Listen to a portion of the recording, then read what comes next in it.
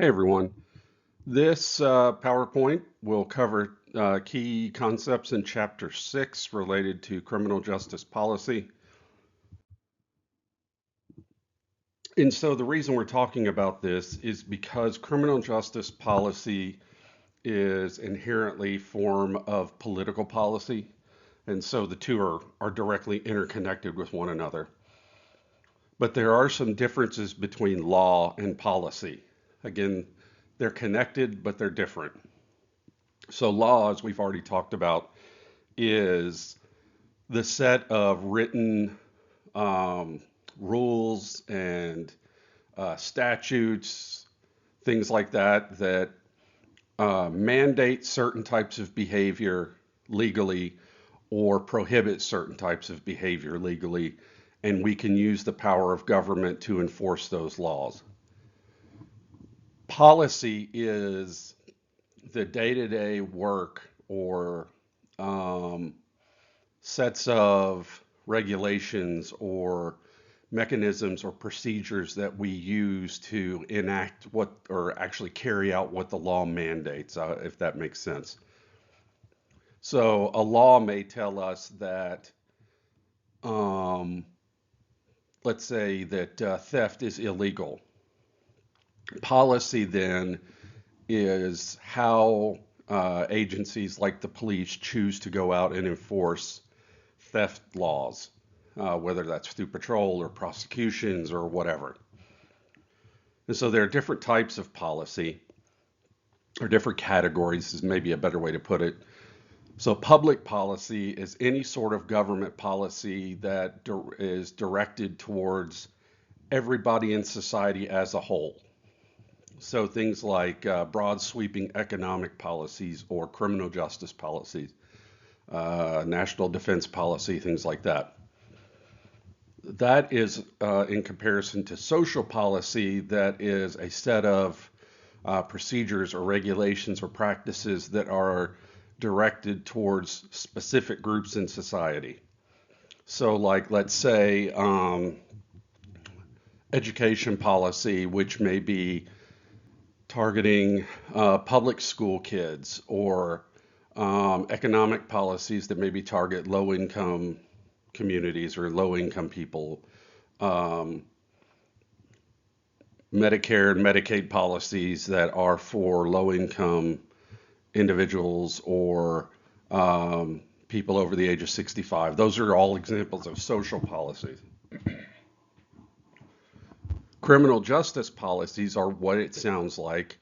These are policy mandates or procedures that are specifically related to the criminal justice system or criminal justice process.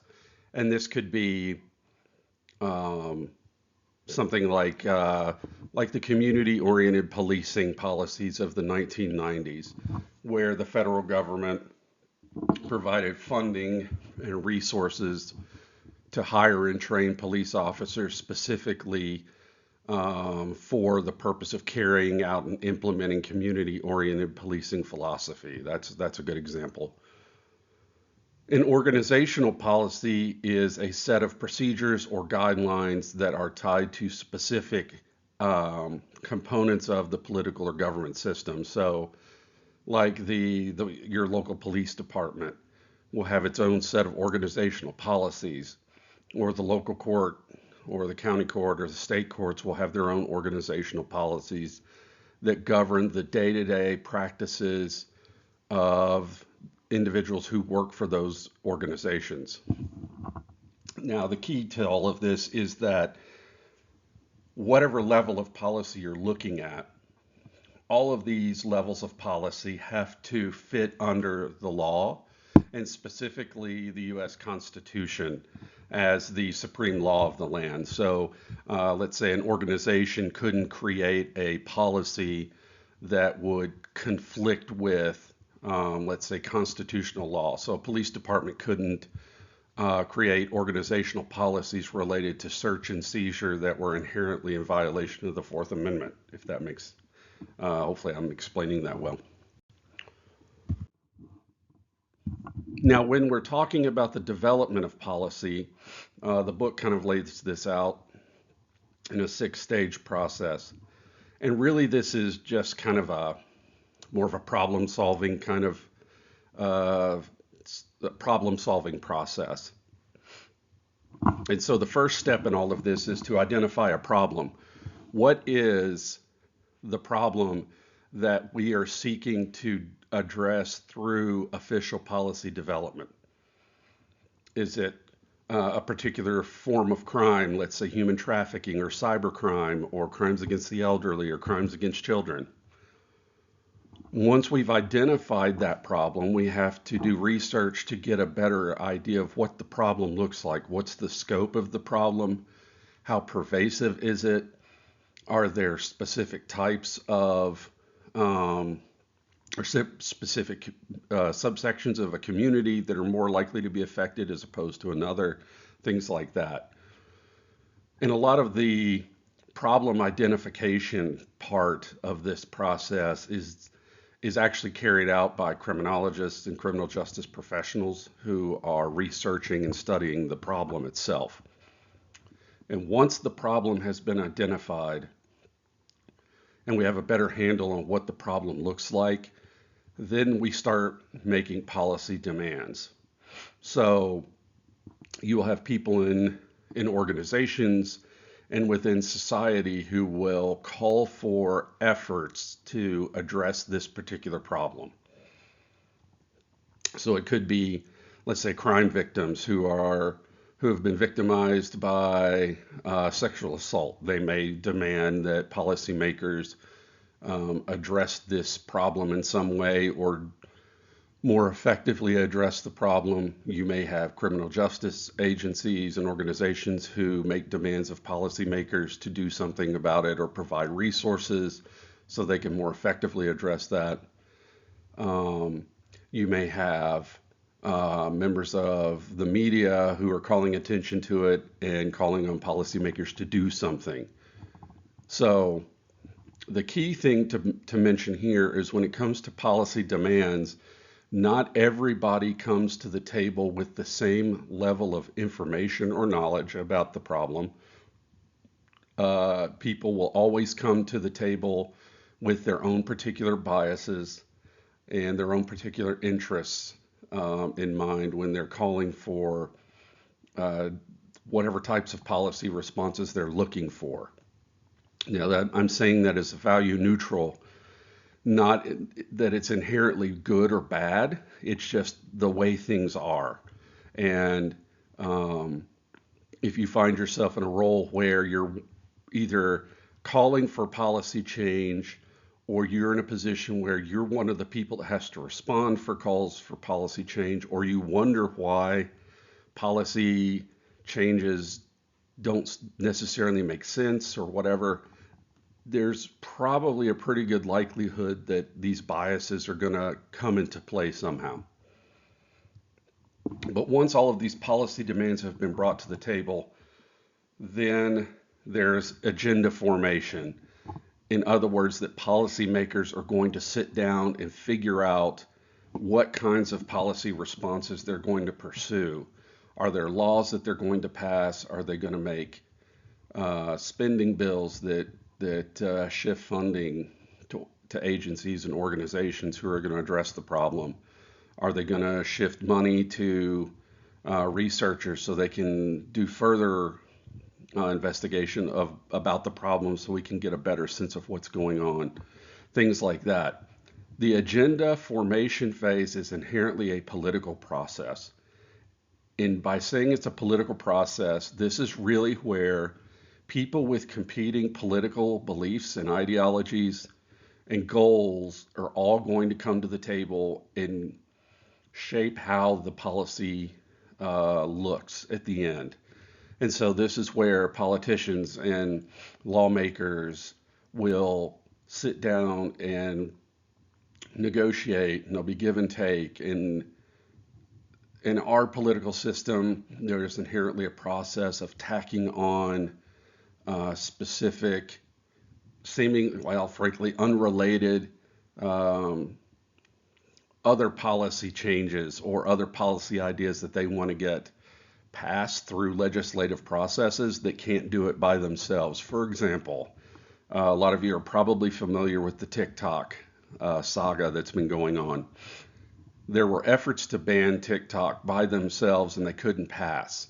And so what ended up happening is through the agenda formation process, the TikTok ban got tacked on to the end of another bigger spending bill that had some major national security and global security ramifications tied to it. And so you had to take the TikTok ban along with this other stuff that nobody was willing to vote down because of the seriousness of it. And so that's how the TikTok ban got passed through. And it was done through this agenda formation process and the political process that went with it. Then once the bill or the law or the policy has been written, it's been debated, it's been altered, and it goes through the adoption process, whether it's through the legislative process as a law or the organizational process as a policy, then it becomes adopted, it becomes formalized, and ingrained into the day-to-day structure of society or the organizations that are affected by the policy. And once it's adopted, then it has to be implemented. People in charge have to find ways to direct resources and people and personnel to carry out whatever the policy dictates that has to be done. And then ideally at the end of this, there's going to be a policy evaluation phase where people will honestly sit down and examine the policy implementation and see if it's effective. Are we doing or accomplishing the goals that we set out to accomplish? Are there other things that need to be addressed? Are we have we totally missed the mark on what we're trying to do here and we need to start over? And once that happens, ideally, you start at the beginning again. It becomes a cycle. Now, it doesn't always work that way, but that should be the ideal goal, is that after evaluation, you recognize that the problem is different or not being addressed properly, and you start over again. And so through this cyclical process, policy evolves over time and hopefully gets better or is more effective.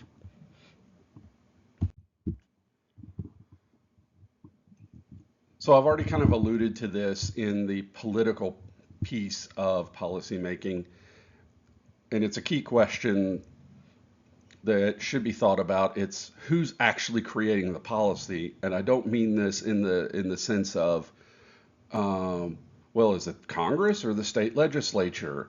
That's not, that's a very pragmatic, reality. But here we're talking about who is it that's really driving policy in society.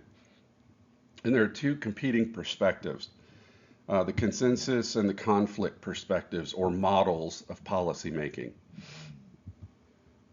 And essentially what these two perspectives get into is who in society are the ones who are identifying the problems we need to address? Which groups' interests are prioritized and why in the policy making process, the agenda setting phase, things like that, and which groups end up being the primary focus of policy action and why. And hopefully this will make sense as I talk about it a little more. So let's say that we want to create a law dealing with something. The consensus model would argue that the law will ultimately reflect the consensus of everybody in society. That as a democratic society, we all communicate, we share our ideas, our values with our policymakers, and our policymakers end up advocating for and supporting policies that we agree with. And if the constituency disagrees with it, then our elected officials are inherently going to oppose whatever policy is being implemented. So let's say, without stepping in a landmine here, what about the TikTok ban, since I've already used that?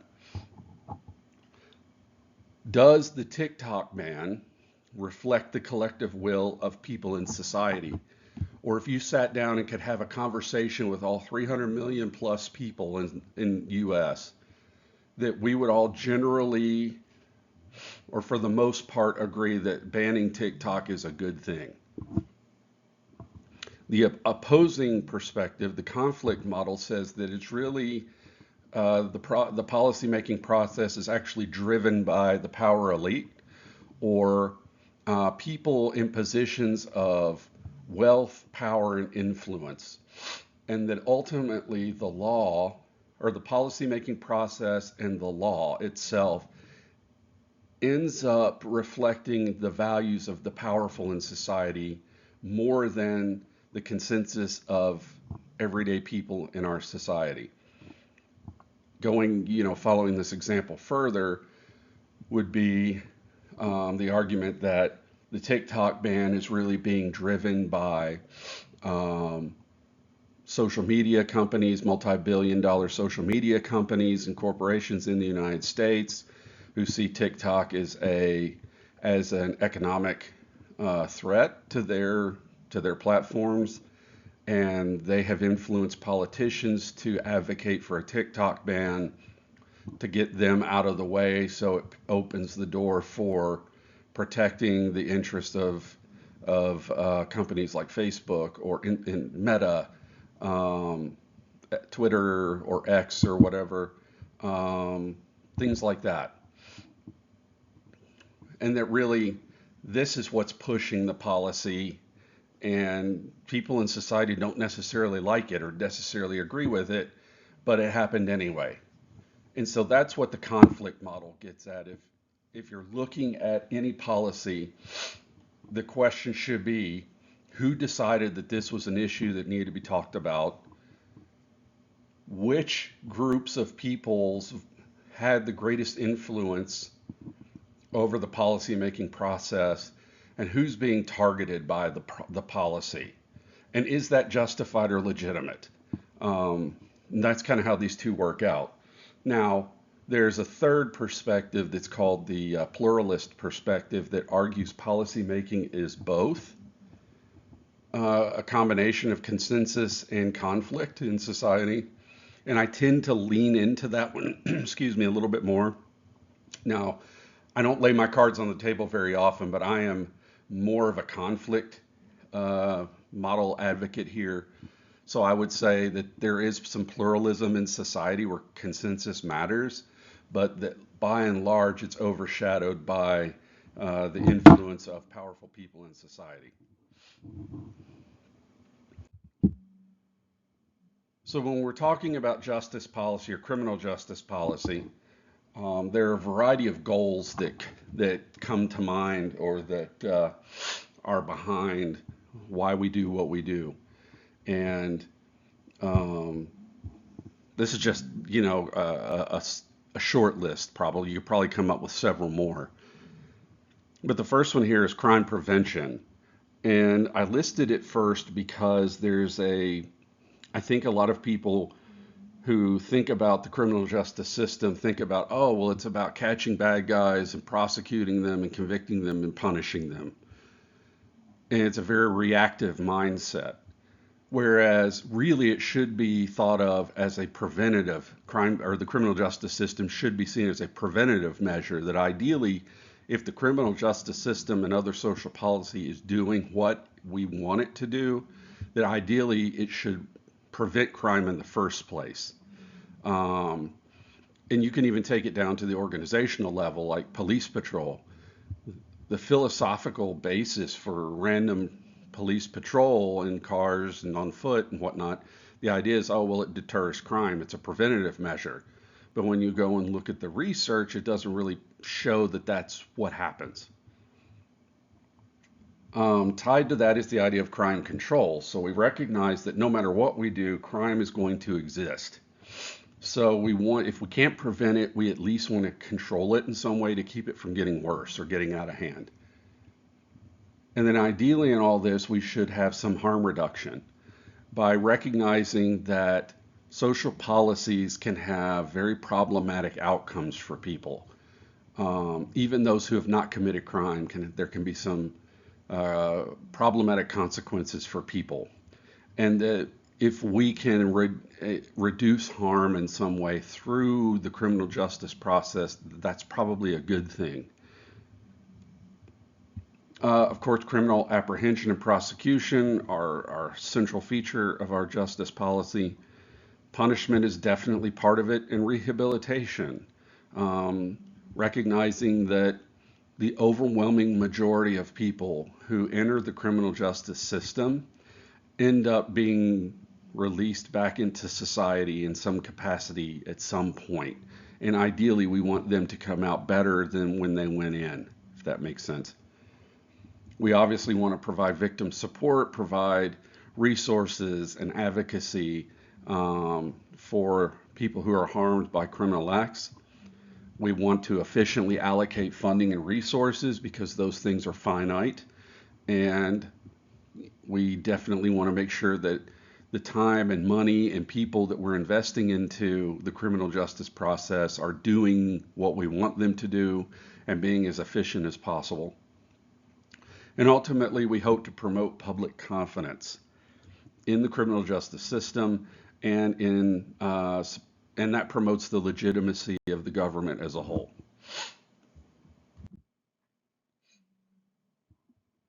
So I wanted to throw this in. This isn't really part of the chapter, but it's connected. And I'm throwing it in here because it's a question, or I'll leave it as a question. This is a question that comes up pretty often in discussions about the law and policymaking and government and the Constitution and things like that, which is ultimately what policymaking is about. And it's this: are we a democracy or a republic? And maybe if you've not heard this question, you're thinking, well, why does it matter? And I'll explain why it matters. But I would guess that at least some of you have heard this or talked about it and maybe even have an opinion on this. So what do you think? Are we a democracy or a republic? Well, here's your answer. It's not that simple. We are a constitutional republic that's in the form of a representative democracy, and we have a federalist political structure. And again, I'll talk about this in a second. And the reason that our government is structured this way is the outcome of the policy-making process in the Constitutional Convention, where we had two competing groups primarily. You had people, the Federalists, who advocated for a strong federal government, and you had the Anti-Federalists, who were advocating for a weaker federal government and more power to the individual states. And that through the back and forth policy-making process, we ended up with our U.S. Constitution with the Bill of Rights tacked onto the end of it, and this system of government as a constitutional republic with a representative democracy and a federalist structure. And this is the foundation for the criminal justice system as well. So why does this matter? As a constitutional republic, the Constitution is deemed to be the supreme law of the land. This is the concept of rule of law, and this is where due process comes in. That this is all embedded and ingrained into the Constitution itself, and everything in our criminal justice system is derived from this foundation. And then as a federalist system, political power is then diffused between different levels of government. In our case, we're talking about the federal criminal justice agencies, state level criminal justice agencies, county level criminal justice agencies, and city level municipal. And we have the tribal agencies as well. So this divided system of government has created these levels of jurisdiction that account for a good portion of how our system works, and maybe why sometimes it's not as efficient or as effective as it might be otherwise. But the goal of this, or the intent of this, was to keep any single group in society from having too much political authority. And then as a representative democracy, we vote for our political representatives that govern on our behalf, who do the policy making. And then they are accountable to the communities that they represent. And so in other forms of republics, a republic is any government that is that the people are governed by a small group of people who legislate on their behalf. Not all republics are constitutional republics, nor are they necessarily democratic republics where people vote for their representatives. We do. And so all of this was supposed to be set up in such a way that political power is is what's the word I'm looking, diffused across society, across multiple levels of government, and that way there's no one particular group of people or one set of or one political party or one political faction that could gain the dominant political authority in our society. And so all laws, all public policies, all criminal justice policies and practices exist and function under this framework. And everything goes back to the U.S. Constitution and the separation of powers and the due process rights and our civil liberties and all of that. And again, this is the whole idea behind rule of law, the idea that in a democratic society, any free democratic society, that the political system and the policy making process has to be grounded in the idea of rule of law, where that all people, regardless of their political position, their political ideology, wealth, social status, any of that, are all accountable to the law equally. And that ultimately, whatever the law says is, and that we all have to acknowledge that and abide by that. And within that, you have due process and equal protection under the law, that we all have equal protection, we all have equal accountability, and we all have access to the same due process rights and protections that the law affords.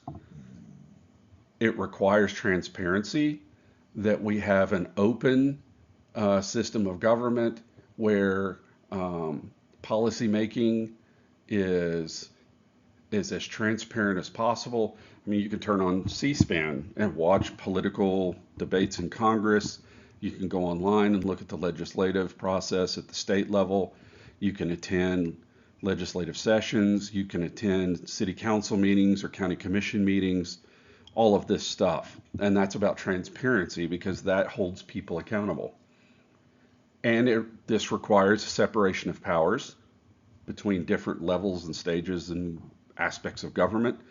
And in particular, we have to have an independent judiciary or court system that has the power of judicial review. And I'll talk about this more in a second. So again, why does this matter? Well, rule of law is essential to maintaining a free and democratic society. When rule of law goes away, then all of the due process rights and civil liberties that the law protects can also go away. And that's why the two are interconnected.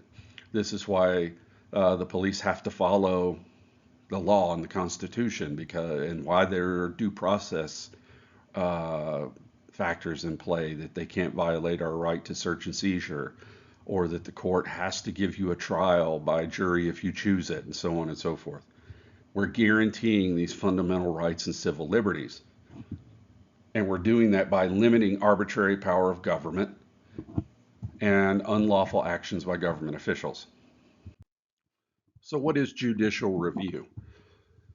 Judicial review is a legal concept that says that all laws and governmental policies from the federal government all the way down are subject to oversight by the judicial branch. That the judiciary was established through the Constitution itself and that their constitutional duty is to interpret the law, particularly as it relates to the U.S. Constitution. That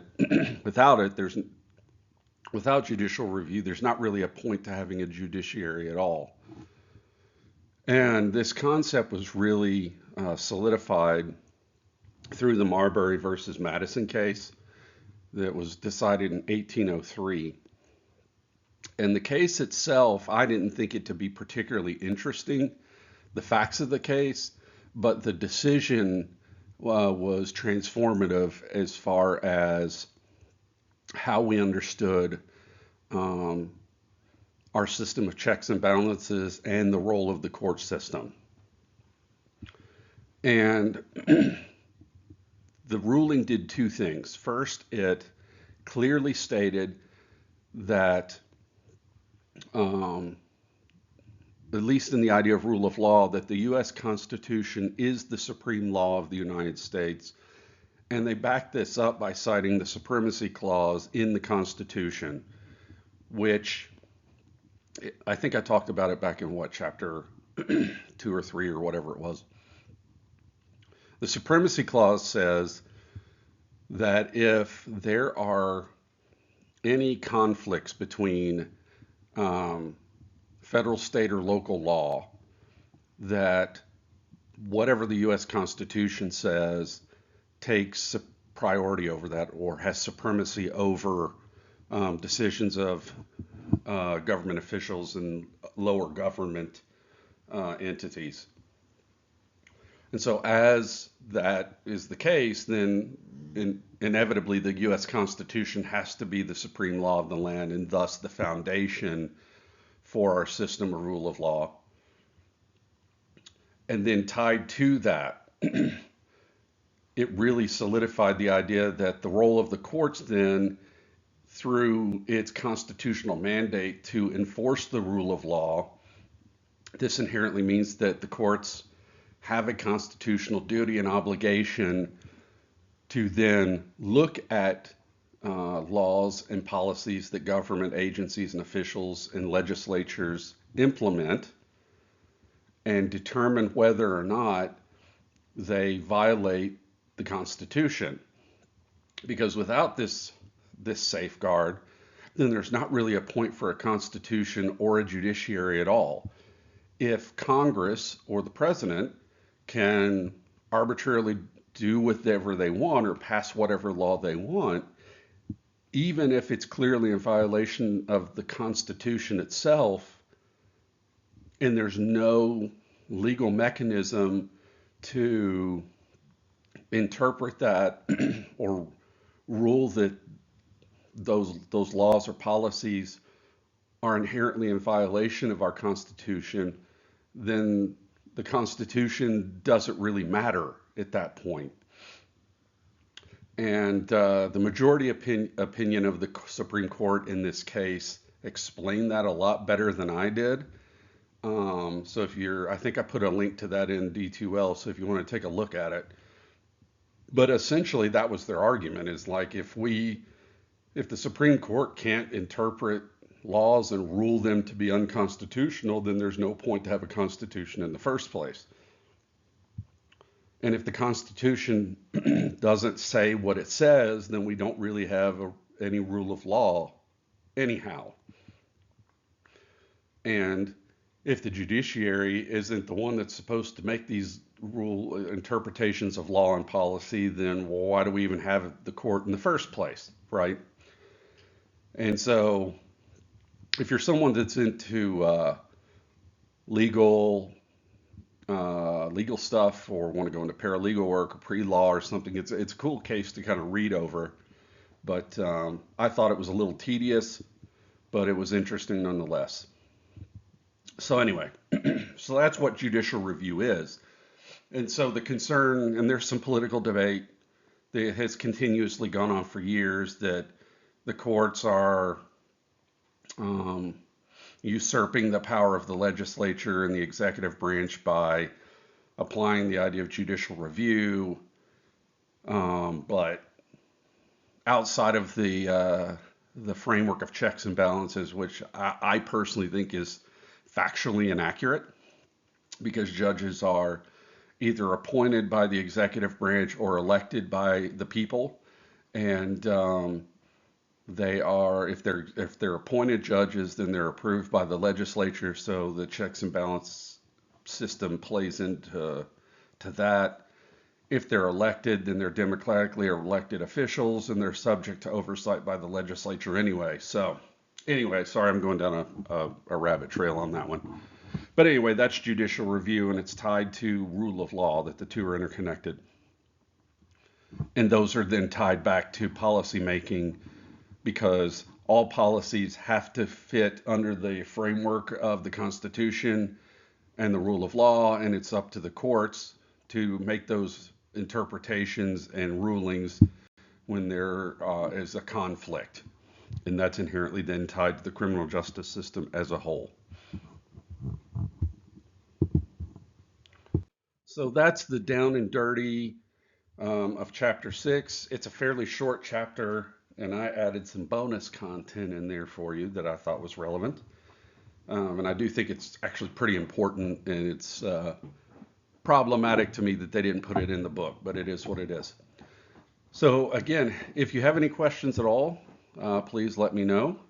Otherwise, I guess we'll trooper on, and I'll come talk to you again when I have another chapter to present next week.